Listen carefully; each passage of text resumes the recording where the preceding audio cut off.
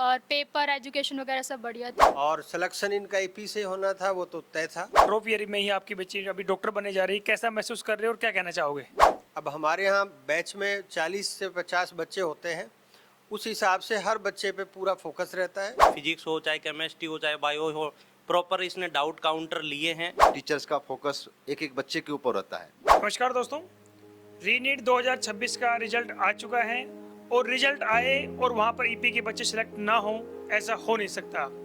इसी क्रम में आज हम खैरतल तिजारा जिले के खैरतल में ही उपस्थित हैं और हमारे साथ परिधि विद्यार्थी, उनके पेरेंट्स हैं, हमारे साथ संस्था के निदेशक आजाद सर हैं और प्रिंसिपल राजेश सर हैं और भी हमारे साथ बहुत सारे लोग मौजूद हैं। परिधि ने कौन सी रैंक प्राप्त की, कहाँ से इन्होंने पढ़ाई की, कैसे पढ़ाई की, क्या इनकी तैयारी थी, कैसे रणनीति रही, इस पूरी तैयारी के दौरान इनका कैसे मोटिवेशन मिला और इनको क्या क्या इंजीनियर्स पॉइंट में रह करके इन्होंने सीखा, और बहुत सारे सवाल जो आपके मन में होंगे वो इनसे जानने के लिए इनके घर ही उपस्थित हैं। बेटा, सबसे पहले तो आपको बहुत बहुत शुभकामनाएं और आप सबसे पहले अपना इंट्रोडक्शन दें और बताएं कि आपका इस परीक्षा परिणाम में कौन सी आपकी रैंक आई है। नमस्कार, मेरा नाम परिधि गराठी है और इस बार रीनीट में मेरी रैंक ओबीसी में 13,656 आई है और ऑल इंडिया रैंक 28,364 आई है। आपने ईपी स्कूल में कौन सी क्लास में एडमिशन लिया था और ईपी स्कूल की जो जर्नी रही है आपकी वो कैसी रही है? ईपी में एडमिशन तो मैंने 6th क्लास में लिया था और फिर 10th तक मैंने अपनी पढ़ाई ईपी से की, फिर 11th 12th मैंने बाहर से किया, फिर ड्रॉप ईयर के लिए मैं वापस ईपी में आ गई थी। मतलब ड्रॉप ईयर नीट की तैयारी मैंने यहाँ से ही की है। अच्छा, तो 11th 12th के बाद साथ में आपका नहीं हुआ तो फिर आपको लगा कि मुझे वापस से मेरे मूल जहाँ पर मैंने 6 क्लास से 10 तक की पढ़ाई की थी वहीं आ जाना चाहिए। तो ड्रॉप ईयर में आपने तैयारी की, ईपी की फैकल्टी, यहाँ के सिस्टम के बारे में क्या कहना चाहोगे? आपकी जो पूरी साल की जो तैयारी रही उसमें आपने ईपी के जो टीचर्स हैं, सिस्टम ने कैसे आपको मोटिवेट किया? इस पूरी मतलब जर्नी में सब टीचर्स बहुत सपोर्टिव रहे और बाकी टेस्ट वगैरह जो कुछ होते थे उसके अकॉर्डिंग सब कुछ था। मतलब हर कोचिंग में जिस तरह होता है उसके अकॉर्डिंग हर था और पेपर एजुकेशन वगैरह सब बढ़िया थी। बस मेरे साथ संस्था के निदेशक आजाद सर हैं। सर, 6 क्लास से 10 तक की पढ़ाई ईपीसी की 11th 12th के लिए कहीं बाहर चले गए, वापस ईपी में आए, फिर और आप डॉक्टर बनने जा रहे हैं, क्या कहना चाहोगे और कैसा महसूस कर रहे हो? आपके जो विद्यार्थी हैं वो हर साल जो कहते हैं कि डॉक्टर इंजीनियर जब भी रिजल्ट आता है, आईआईटी का हो चाहे नीट का हो, और ईपी का जो रिजल्ट आता है तो उसमें लगता है कि यार यहाँ पर खैरतल जैसे तिजारा जिले में जहाँ पर पहले जो लोग जो डॉक्टर और इंजीनियर बनने के लिए बाहर जाते थे, अब वो आप यहीं से बना रहे हो, क्या कहना चाहेंगे? सबसे पहले तो मैं पूरे गराठी परिवार को बहुत बहुत शुभकामना देना चाहूँगा, क्योंकि इनके लगभग पूरे परिवार के बच्चे ईपी में ही पढ़े हैं और बच्ची ये भी और इनके छोटे भाई सभी यहीं पढ़ रहे हैं। और सिलेक्शन इनका ईपी से होना था, वो तो तय था। और इस सिलेक्शन के पीछे पूरे परिवार, क्योंकि इनके बड़े ताऊ जी हैं, उन्होंने दूसरे ताऊ जी हैं, उन्होंने अपने बच्चे यहीं पढ़ाए हैं और पापा जी और मम्मी दोनों ने बहुत मेहनत कराई है बच्चे के साथ साथ। बाकी हमारी फैकल्टी अपने तरीके से जिस अंदाज में मेहनत करती है वो तो करती है। बच्ची ने बहुत मेहनत की है, पेरेंट्स ने बहुत ही मेहनत कराई है और इस हिसाब से सिलेक्शन हमें और बेहतर रैंक की उम्मीद थी। पर ये 2 बार का जो डिस्टर्बेंस हुआ है उससे हर बच्चे का कहीं न कहीं थोड़ा सा नुकसान हुआ है, लेकिन बच्ची ने फिर भी हिम्मत करके और रीनीट में भी इतना अच्छा स्कोर किया है ताकि वो एक मुकाम पे पहुंच सकें और अब उनको कॉलेज मिल जाएगा। और इस शुभकामनाओं के साथ आने वाले और बच्चे हैं उन सभी को एक आशा ही देंगे और उनसे और बेहतर मेहनत कराएंगे, क्योंकि बहुत सारी चीज़ें हैं जो आपको अभी बच्ची और बताएंगी कि किस तरीके से हर बच्चे को यहाँ मेहनत करनी चाहिए। Thank you sir. मैं परिधि के पेरेंट्स के पास आता हूँ। सर, एक पिता के तौर पर उनको लगता है कि हमारे बच्चे होते हैं वो कामयाब हो जाएं। कक्षा 12वीं के बाद में आपके प्रथम प्रयास में गए कि आप ड्रॉप ईयर में ही आपकी बच्ची अभी डॉक्टर बनने जा रही है, कैसा महसूस कर रहे हो और क्या कहना चाहोगे? बढ़िया है, बढ़िया एजुकेशन है। 6 से और 10 तक की जो एजुकेशन है बहुत बढ़िया रही है। 2 साल बाहर रही है, उसके बाद रीनीट में सही हुआ। जो कोटा सीकर जाकर के पहले डॉक्टर इंजीनियर बनते थे, अब आपके खैरतल में ही आपके साथ रह करके आपकी बेटी डॉक्टर बनी है, तो आप ईपी स्कूल का कितना बड़ा योगदान मानते हो इसमें? बढ़िया योगदान रहा। Thank you sir. मैं इनकी माता जी के पास जाना चाहूँगा। मैम, एक माँ के तौर पर, क्योंकि ऐसा कहते हैं कि जो बेटियां होती हैं माँ के काफ़ी नज़दीक होती हैं, आपने इसकी सफलता को काफ़ी नज़दीक से देखा है, क्या कहना चाहेंगे? सर मेरी बेटी का मैंने 6th क्लास में ईपी में एडमिशन कराया, उसके बाद 4 साल ये रही, 6 से इसने फाउंडेशन लिया था 10th क्लास तक, तो काफ़ी अच्छा यहाँ पर इसका जो टैलेंट सर्च होता है अपनी ईपी स्कूल में, उसमें हमेशा टॉप 3 में रहा करती थी, काफ़ी अच्छा रिजल्ट था। इसके बाद हमने इसको 11th में भाई एक बार लोगों की सुनने में आता है कि भाई सीकर जाओ, कोटा जाओ, इसलिए हमने इसको सीकर भेज दिया, तो 11th में गई, अच्छा प्रोग्रेस, मतलब स्टार्टिंग में आप यहाँ से जाते ही इसके फर्स्ट अटैम्प्ट में आए 720 में से 715, यानी कि टॉपर रही 7 बैच के अंदर। तो आप ये मानिए कि वो इसका जो बैकग्राउंड था पीछे का, जो इसका बेस था वो इतना क्लियर था कि जाते इसने बहुत अच्छा रिस्पॉन्स दिया। उसके बाद पूरी 11th में काफ़ी अच्छा रहा, लेकिन जैसे जैसे 12th में आई तो इसको थोड़ा ऐसे ही लगने लगा, बच्चे मतलब हर कंडीशन आपको पता है, नीट में बच्चे के साथ कभी नंबर कम आते हैं, कभी ज़्यादा आते हैं, उससे कभी बच्चा होपलेस होता है। फिर इसने कहा कि मम्मा आप आ जाओ, मेरा मतलब थोड़ा ऐसे हो रहा है, ऊपर नीचे चल रहा है। फिर मैं 12th में वहाँ चली गई, मैं 1 साल इसके साथ रही, फिर इसका नहीं बैठा किसी भी कारणवश, 12th के साथ नहीं हो पाया इसका। उसके बाद हमने इसको घर ले आए, यहाँ आने के बाद फिर हमारी यहाँ सर से बात हुई, फिर हमने सोचा कि दोबारा वहीं हमने वहाँ इसका रजिस्ट्रेशन करा दिया, पीजी भी हमने पीजी की भी फीस भर दी 1 मंथ की।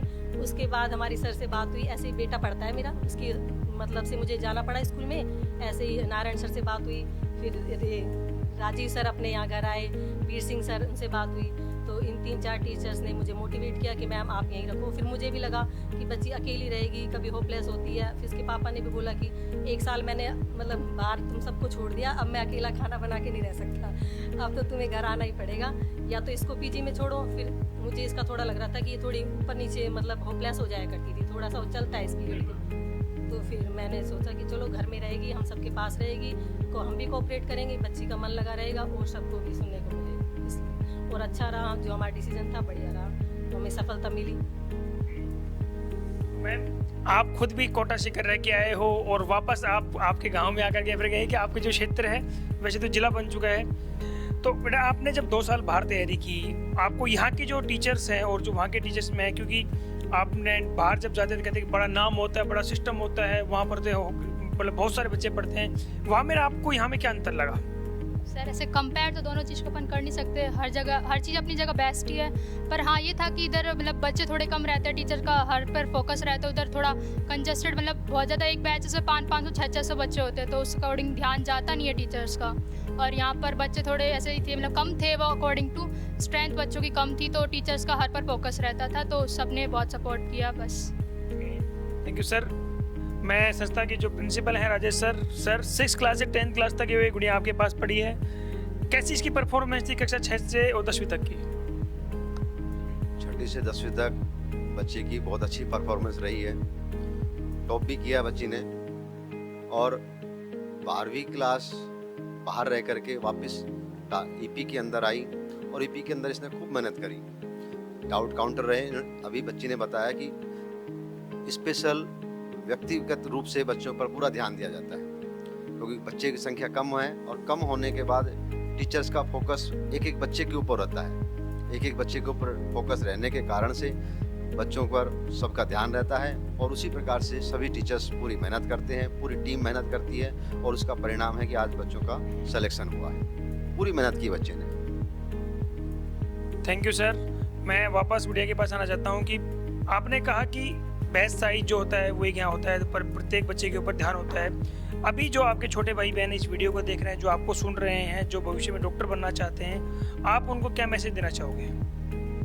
मैं उनको यही बोलूँगी, एक बार आपको यहाँ पर ट्राई करें, आपको यहाँ पर आके एक्सपीरियंस लेना चाहिए, अब जो आपको बेटर लगे आप वो करो। मैं ऐसे फोर्स तो कर नहीं रही हूँ, पर हाँ मेरा सिलेक्शन यहाँ पर हुआ है, तो मुझे एज़ कम्पेयर टू बाकी कोचिंग्स मुझे अच्छा लगा, क्योंकि वहाँ पर स्ट्रेंथ वगैरह ज़्यादा थी बच्चों की, तो इतना फोकस होता नहीं है। बाकी आप एक बार यहाँ पर आके एक्सपीरियंस ज़रूर लें। Thank you. जो हमारे टीचर्स हैं ईपी फाउंडेशन के, फिर कहीं ईपी जो नीट की जो तैयारी करवाते हैं, सर हमारे मनोज जी हमारे साथ हैं। सर गुड़िया आपके पास नीट टारगेट बैच के लिए आई, कैसा क्या इसका परफॉर्मेंस था? गुड़िया के साथ जो आपका पूरे साल का एक्सपीरियंस रहा पढ़ाई के दौरान, वो कैसा रहा? सर गुड़िया के बारे में बताऊं तो गुड़िया की सबसे खास बात चीज़ें थी ये कि जो इसको प्रॉपर नोट्स मिलते थे, डीपी भी मिलती थी, ये टाइम से टाइम ये कंटिन्यू करती थी, और सबसे मेन चीज़ इसका था कि ये रेगुलरिटी थी, कंटिन्यू डिसिप्लिन में थी, डाउट्स होते तो डाउट्स काउंटर पे कई बार ये फिजिक्स हो चाहे केमिस्ट्री हो चाहे बायो हो, प्रॉपर इसने डाउट काउंटर लिए हैं और रेगुलर इसने प्रॉपर 8 से 9 घंटे जितने भी ये रेगुलर स्टडी कर रही थी उसी का रिजल्ट है कि ये इस साल मेडिकल कॉलेज में पहुंचेगी। और सबसे इम्पॉर्टेंट है सिंसियरिटी, वो इसने दिखाई और टीचर पर इसने फेथ किया, जिसकी बदौलत है कि ये जीएमसी पहुंचेगी इस पर। Thank you sir. मैं आधा सर के पास आना चाहूँगा। सर, बहुत सारे विद्यार्थी जो ये सोचते हैं कि ये बाहर जाकर के तैयारी करें, लेकिन किसी कारणवश से बाउंड्री पर रह जाते हैं कई बार, क्योंकि भीड़ बहुत होती है वहाँ जाने के बाद में। तो बच्चा शायद मिसगाइड भी हो जाता है, उसको प्रॉपर मॉनिटरिंग भी नहीं कर पाता, क्योंकि जब 500-600 की आप क्लास में बैठोगे तो स्वाभाविक है एक टीचर 600 बच्चों का नाम याद नहीं रख सकता, और दिन में अगर 5 बैच पढ़ाता है तो 3000 बच्चों का नाम वो याद नहीं रख सकता। यहाँ में खैरतल तिजारा में, ईपी में और जो बाहर जो बच्चे जाते हैं उनकी तैयारी में आप उनको क्या कहना चाहेंगे? देखो, एक सीधी सी बात है, बच्चे को टाइम चाहिए पढ़ने के लिए और टीचर को पढ़ाने के लिए, और ये दोनों टाइम मैनेज कैसे हो सकता है जब बच्चे आपके पास उतने हों जितना टाइम आप बच्चों को दे सकते हो। तो यानी बच्चे कम हैं, टीचर पूरा टाइम देते हैं, इसलिए सिलेक्शन का रेशो ज़्यादा बेहतर होता है। क्योंकि जहाँ बच्चा बहुत ज़्यादा है वह टीचर आपस में नाम तक नहीं जानते, तो वह संभावना नहीं रहती। अब हमारे यहाँ बैच में 40 से 50 बच्चे होते हैं, उस हिसाब से हर बच्चे पे पूरा फोकस रहता है, और टारगेट में तो 25-30 बच्चे होते हैं, तो बच्चों पे पूरा ध्यान जाएगा ही जाएगा, चाहे वो किसी भी सब्जेक्ट में हो। हर सब्जेक्ट के टीचर इजीली आराम से पढ़ा देते हैं, और ज़्यादा बेहतर होता है कि क्लास के बाद जब आपको डाउट आता है तो डाउट काउंटर पे आप बहुत बेहतर तरीके से उसको क्लियर कर सकते हो। Thank you sir. हमारे साथ संस्था के, मैं कहूँ कि बहुत जिनको विद्यार्थी से लगाव या फिर कहें कि संस्था की एक और हमारे टीचर सर राजीव सर हमारे साथ हैं। सर, आप क्या कहना चाहेंगे विद्यार्थी के बारे में? परिधि शुरुआत से मेधावी छात्रा रही। मैंने इसको 9th और 10th में मैथ पढ़ाई, बहुत उत्कृष्ट परिणाम दिया। और मैं साथ में कहूँगा कि माँ बाप का बहुत अथक प्रयास है, विशेषकर माँ का, जिन्होंने बेटी को बहुत ज़्यादा अभ्यास कराया और हम पर विश्वास जताया और वापस बच्ची को लाई और अपने परिणाम दिया। हालांकि मुझे मालूम है बच्ची बहुत ही योग्य है और एक अच्छी काबिल डॉक्टर साबित होगी। उनके उज्जवल भविष्य की कामना करता हूँ। ईपी परिवार को से धन्यवाद। तो ये थी हमारे साथ परिधि, जिन्होंने कक्षा 6 से 10वीं तक की पढ़ाई ईपी स्कूल खैरतल में की। उसके बाद 11th-12th में बाहर इन्होंने, जैसा कि बहुत सारे जो यंग जनरेशन होते हैं वो सोचते हैं कि हमें कोटा सीकर एक बार ट्राई करना चाहिए, लेकिन उसके बाद में इन्होंने एक ड्रॉप ईयर के लिए आई और अब ये विद्यार्थी डॉक्टर बनने जा रही है। तो अगर आप भी नीट और IIT के लिए कोई बेहतरीन विकल्प आपके शहर या क्षेत्र में आसपास देख रहे हैं तो आपको ईपी स्कूल या फिर इंजीनियर्स पॉइंट खैरतल का विजिट जरूर करना चाहिए।